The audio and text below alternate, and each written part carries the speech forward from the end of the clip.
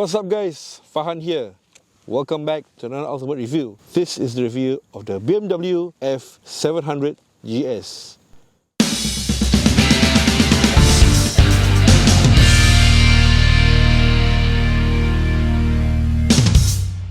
By the way guys, public service announcement, don't forget to subscribe to us. Reason being, this will trigger the YouTube algorithm to push out these videos and the channel to a wider audience. In production from 2013 to 2018, the BMW F700GS is a middleweight adventure motorcycle. It's a successor to the F650GS and it's basically the same bike as the F800GS. The difference is that the F800GS is more of an off-roader while the F700GS is more of a road machine. Regardless, both are very much marketed as entry-level machines for the novice driver. Now, BMW doesn't really outright mention this in their press releases, but they've actually targeted the F700GS towards lady riders. This is evident by the earlier marketing. They've borrowed this bike to a lot of lady rider reviewers and lady riders, and they've actually focused more on riding comfort and the seat height for the F700GS. Now, I'm not sure if some of you guys noticed, but this bike is actually a staple in our show. It actually belongs to Rashida, one of our good friends. She used this bike in some of our rides and even went to Thailand with it. Additionally, we actually did an owner's review of this particular machine with her father, Encik Sani, and now belongs to Rashida lah. So do check out that video to see how thin I looked last time. Alright guys, so up next we come to riding posture and sitting on this bike. As you can see, I must say it's a very comfortable riding position. Ergonomically, it's okay for me. The seat height for this bike is 82 cm. This is probably one of the lowest in an adventure bike, but there's also a low seat option which I reckon this bike is, which further lowers it to 76.5 cm. So I am flat-footed completely on the tarmac over here, and after riding it for quite some time, my bum does tend to hurt. So I reckon that the low seat option removes a chunk of the padding. You cannot have the best of both worlds, right? The weight is at 209 kg, which I feel is a tad too heavy in my personal opinion. Having a bit of trouble straddling it, pushing it. But otherwise, it's okay. You don't feel that weight being thrown around when you're riding it. So up next we come to design, and obviously being a BMW GS, it has the design language of the BMW GS and is recognizably a BMW GS. It's actually an evolution from the F650GS, and in turn it's an evolution from the BMW F650CS cover with the signature asymmetrical headlights before the advent of the 1300GS. But being manufactured in the early 2010s, I have to say that it's kind of outdated by today's standards. We got a curvy and rounded half fairing with the adventure beak present, and I like that it's all in one piece. And we got the exposed trellis frame. It gives off a nice rugged look to the bike. We also got the rear cowling with the fuel cap, and it's interesting to note that the fuel tank for the F800GS is in the rear, similar to the Honda NC750X. Because of its complicated design, owners have reported difficulty in taking out the fuel tank, replacing the fuel tank, and also siphoning fuel out of the fuel cap. Another unique design trait of the F-series BMWs is that the chain drive is on the right side and the exhaust is on the left side, so it's on the opposite sides. We're not really sure why BMW does this. BMW doesn't really need to do this, but my guess is because of the engine configuration. For suspension, we got standard telescopic forks in the front, paired with a rear monoshock. Suspension is slightly lower compared to the F800GS. For braking power, we've got dual 300mm rotors in the front, paired with Brembo branded dual piston brake calipers. For the rear, we got a 265mm rotor, paired with a single piston caliper. We also got 19-inch in the front and a 17-inch in the rear. Both are cast alloy aluminum rims, as opposed to the F800, which uses spoked rims, which adds to the off-road capability. Overall, I personally feel that it's a stripped-down version of a BMW GS, predated and weird looking by today's standard, but recognizably a BMW GS. Right guys, so up next we come to the cockpit, and it starts with the handlebar. Handlebar is a nice long white handlebar finished in silver. For me, it's just very comfortable in my personal opinion. Nice for me to grip on and all that. I'm not sure if the hand grips are stock on this, but we got Touratech hand grip. Riding controls, you start off to the left over here. we got the high beam, low beam passing, info button, which is to change the information on the gauge cluster, come to that in a bit, hazards, combination ABS, traction control, and ACS switch, which you can change on the fly. Take note that to off and on the ABS and also the traction control, you need to long press or press accordingly. Signal indicators, horn, and to the right, we got the heated grips and the kill switch starter combo. Some bikes, they have an additional button over here, which is the mode button, but this bike doesn't have it apparently. So turning on the gauge cluster, we got an analog and LCD gauge cluster over here. It's very typical for its time, old school kind of look, design. Most of the F series 700, 800, they uses the same gauge cluster as well. To the top left, we got the warning lights, the speedometer next to it. Below that is the tachometer, and to the right we got the LCD display that reads out certain information such as time, odometer, bike temperature, fuel gauge, gear indicator, and temperature.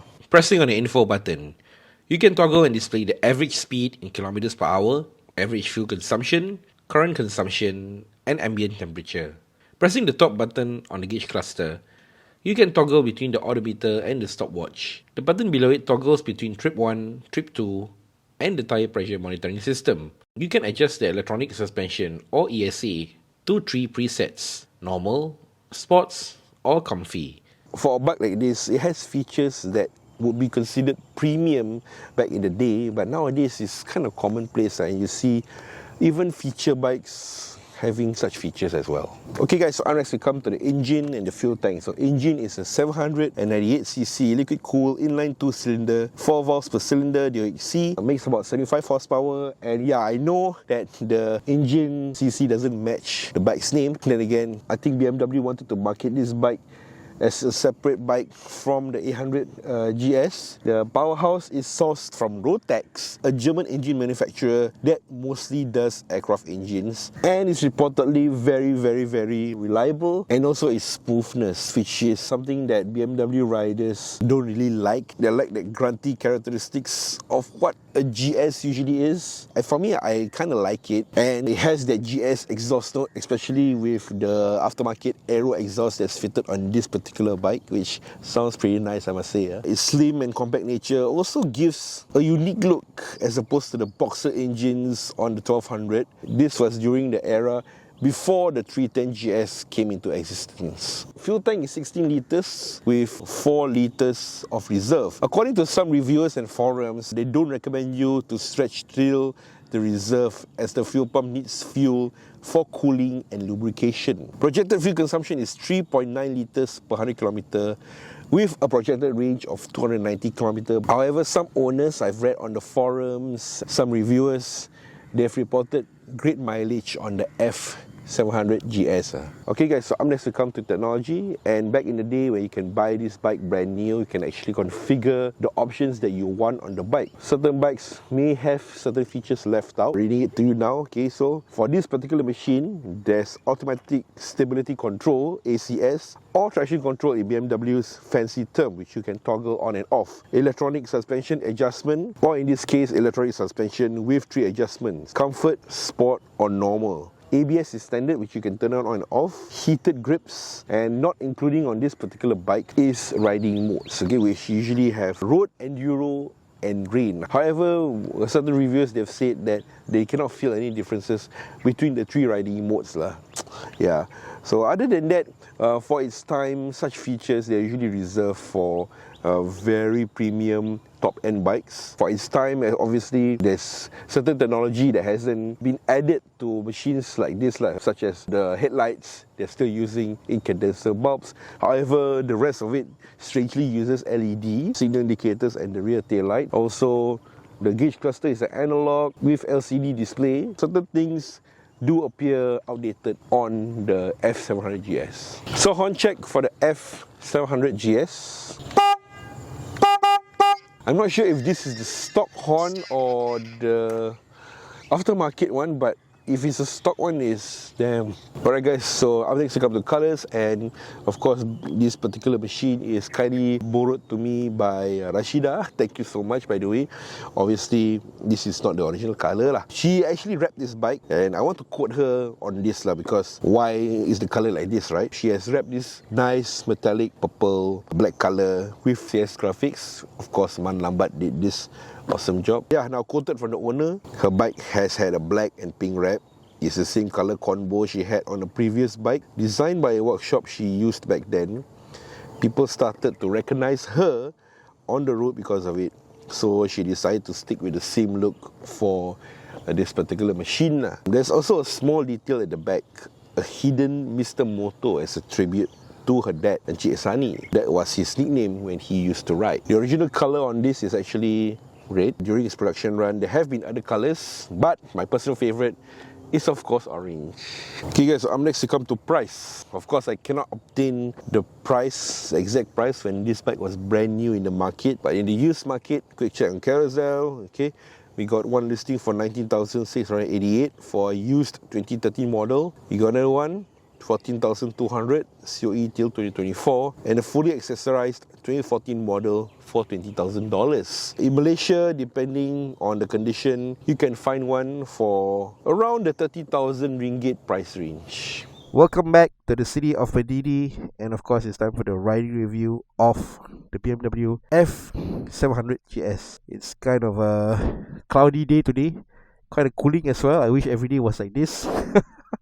Refreshing sort of weather we have here. Hopefully it doesn't rain. And yeah, let's do the review of the F700GS. Once again, this bike belongs to our owner. It actually belongs to a good friend of ours, Rashida. So thank you so much for borrowing me the bike for the review. One thing I don't like about this BMW keys, they're using this short stubby kind of keys that makes it look and feel cheap. I wish they had better design keys or more premium kind of keys. I think the certain models they had the car style ones, but most of the BMW keys I see, they usually have this short stubby kind of keys we got over here. Okay, so starting up, pretty straightforward.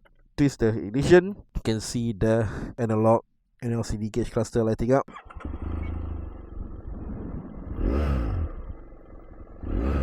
Okay, note that this has a aero aftermarket exhaust. It sounds really bitchin'. Sounds very much like a real GS. 1200 GS at least. Clutch in, gear 1.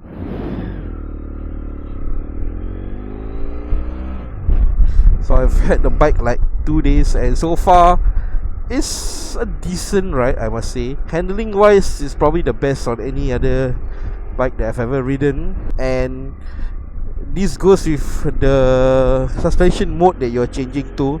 So right now is in sport mode. So sport mode, I feel the suspension is probably the best lah. It like leans wherever you point the bike to, and then there's also like comfy, which is supposed to be comfortable on like.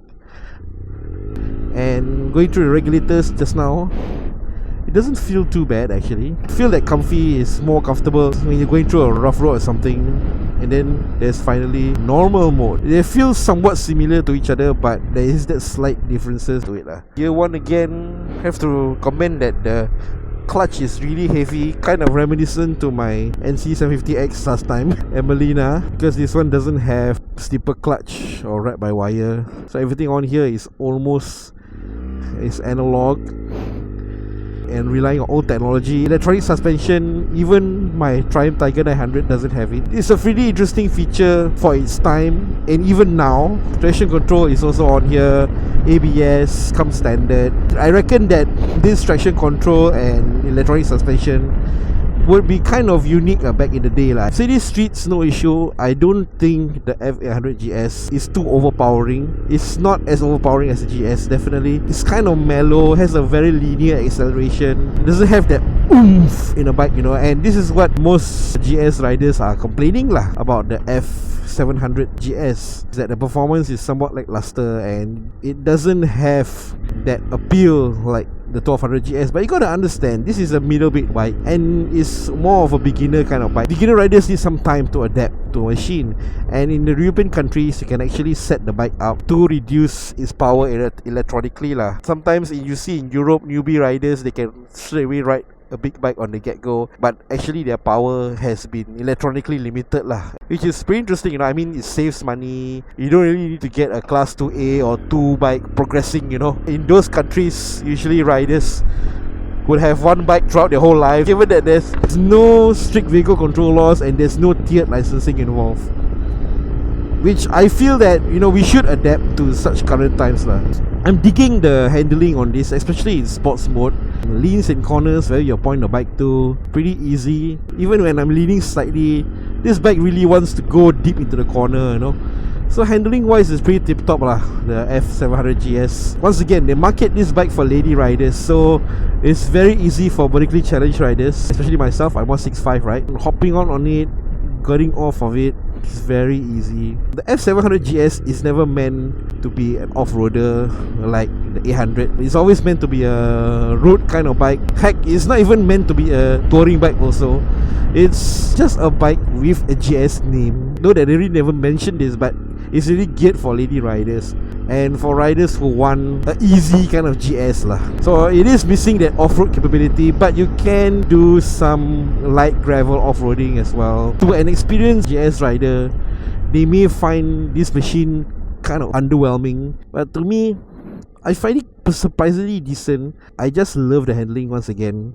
And of course, you're getting the brand too, which is a GS. I see it as someone who wants a BMW GS but doesn't want the expensive price tag or doesn't need the overpowering performance and maintenance and all that, and it can just go for a F-series parallel twin cylinder GS, right? This was before they had the 310 GS, which is collaboration with TVS as well. But the sub-Forest CC 310 GS is meant to serve a different kind of category altogether lah. But this was the 310 GS back in the day, and I think BMW, they had fun with this F-series platform, with its engine being manufactured by Rotax. All the quirks such as the chain drive being on the opposite sides of each other, so that, and also the fuel tank, which BMW used their innovation and technology to make a better machine overall. And yeah, over time they took lessons from it and it evolved to other models in the lineup. And it's pretty interesting that BMW is willing to experiment on such machines, you know. So that it says so much about the engineering and the ingenuity of the Germans. Once again, acceleration wise, you're not getting that oomph. It doesn't throw you to the back of your seat.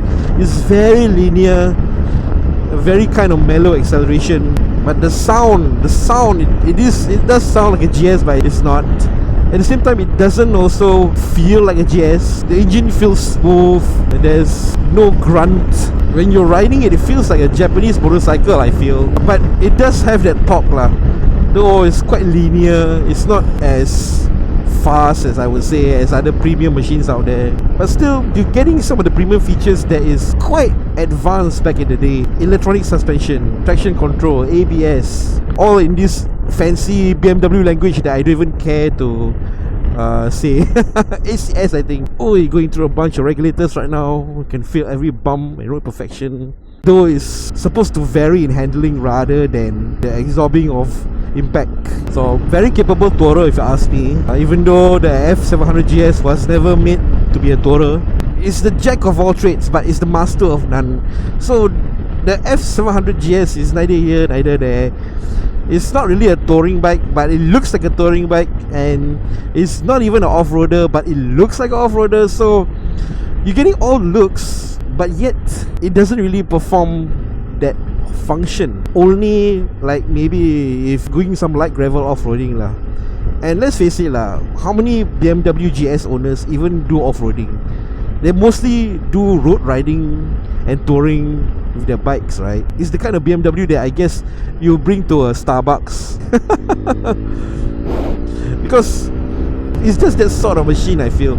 And this goes the same for some of the reviewers that say about this bike, you know. If you have ridden other BMW machines, this bike will not appeal to you. But if you have never ridden a BMW and you want to get into the brand, this is something that you'll find, okay, this is something not bad.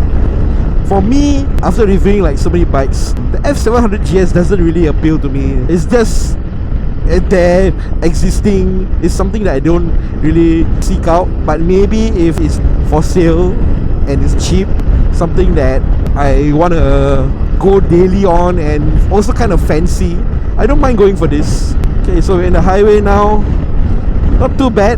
As a touring bike, I wish that it has cruise control though, but you can get a throttle lock, of course. So far from the forums, from what I've read, owners of the 800GSs, they're very much satisfied with their machines.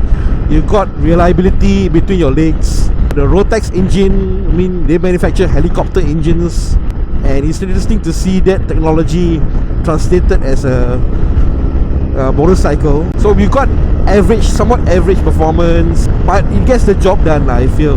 And if you've never ridden a class 2 bike before, this may feel just right for a class 2 at least. But I feel that the performance is somewhat like the 400X, only that it doesn't strain itself or scream when you're going at 160.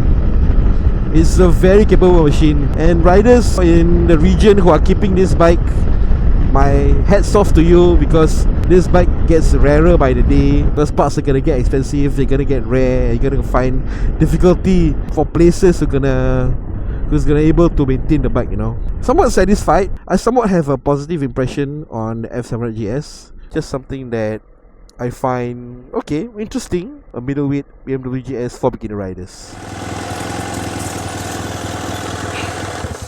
The BMW F700GS does as it should. A simple beginner machine that can be ridden by a variety of heights. Back in the day, it was probably one of the more technologically advanced machines out there, but it's a bit outdated now, given that some mainstream machines you can already find the features that's on this bike. It's a bike that I wouldn't seek out personally, but had the pleasure of reviewing. Other than the BMW badge, the F700GS is probably a forgettable machine, and perhaps maybe even on par with a 400X and my NC750X. Its proven reliability and reputation is probably unmatched. During my research, I've seen riders in Europe, in the US, they're still riding on them and going for long tours. And for riders that may think, you know, a 1200 or a 1300 GS may be a bit too overkill, the F700GS might probably suit them as it's less intimidating. So once again, huge thanks to our good friend Rashida for loaning me her F700GS for the review. Obviously this bike isn't sold anymore, so this video serves as a memory project. So that's it for the vlog, and we'll see you guys in the next one.